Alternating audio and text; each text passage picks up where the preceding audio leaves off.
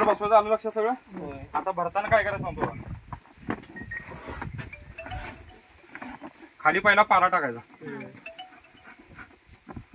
परत शेणखत हे पहिल्या दिवशी करायचं. ह्याच्यावर 200 लिटर पाणी मारायचं. आता ते शेण आणलं ते गरम आहे का गार आहे? जरी गरम असलं तर काय करायचं, पाला शेणखत टाकायचं 200 त्याच्यात हात घातलं की ते गरम लागते ना. काय पाला शेणखत पहिल्या दिवशी करायचं, 200 लिटर पाणी मारायचं. एक दिवस थांबायचं, ज्या दिवशी थांबणार त्या दिवशी सकाळ संध्या 50-50 लिटर पाणी मारायचं. म्हणजे हे शेणखत सगळं पूर्ण गार होते. गार झाल्यानंतर परत तिसऱ्या दिवशी परत पाला टाकायचा,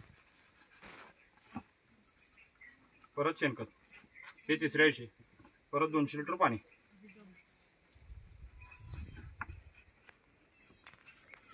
चौथ्या 5व्या दिवशी पाणी मारून गार करायचं आणि 6व्या दिवशी नंतर मग गांडूळ सोडायचं. गांडूळ सोडायला 8-10 दिवस लेट झालं तर चालते. गांडूळ माझ्यापेक्षा राहणार व्यवस्थित.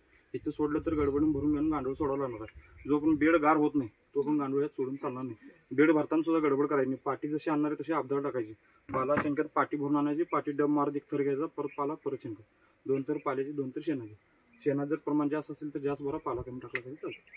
पण टोटल सगळं गार झाल्यानंतर मग गांडूळ वरती सोडायचं. आता यातलं निघणारं जे पाणी आउटलाईनला वर मग शिफ्ट येणार आहे पोता पाणी. ते आता खाली इथं फक्त एअर भरला, शेण वगैरे टाकलं इथं टाका, म्हटलं कुठेही टाका चालते येते.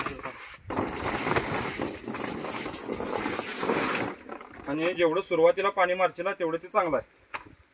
त्या अशा पद्धतीने पाणी सगळं बाहेर आलं पाहिजे. नाही जर ढाळ जर व्यवस्थित जर नाही केला तर पाणी आतमध्ये राहणार, त्या शेणातली उष्णता निघणार नाही आणि गांडूळ परत खराब होणार. ते आता पाणी येणार सगळं इथे आलंय वापरून.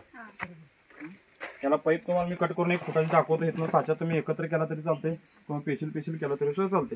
ते येणार पाणी सगळं ह्यात येणार आहे. त्याला काय करायचं, 15 दिवस गेलं गांडूळ सोडला की गोल खड्डा काढायचा आणि बादली ठेवायची. येणार पाणी हे त्याच्यामध्ये साठते. ती एका बेडचं झालं. तुम्ही जर सगळ्या बेडचं एकत्र काढला असला तर तुम्हाला एका बेडचा डेमो दाखवतो. प्रत्येक पाईपा जोडून तिकडे कलर कॅन घेतला तरी सुद्धा चालतं. आणि काट्या महत्वाचे काय भरीव पाहिजे. हलक्या काट्या वापरू नका. हलक्या काट्या जर वापरला तरी एकाच बेडला राहणार त्या. आणि रिकाम्या बेडमध्ये काठी एवढी राहिली पाहिजे. आता ही कसं पॉकेट राहिले की नाही, हे एवढं रिकामं राहिलं पाहिजे. हां, म्हणजे शेणानं वगैरे बेड भरला हे काट्या हळूहळू वर सरकणार आहेत. सुरुवातीला जर तुम्ही एवढ्या काट्या ठेवला तर ही बेड फाटणार. याची तेवढी जाणीवपूर्वक काळजी घ्या.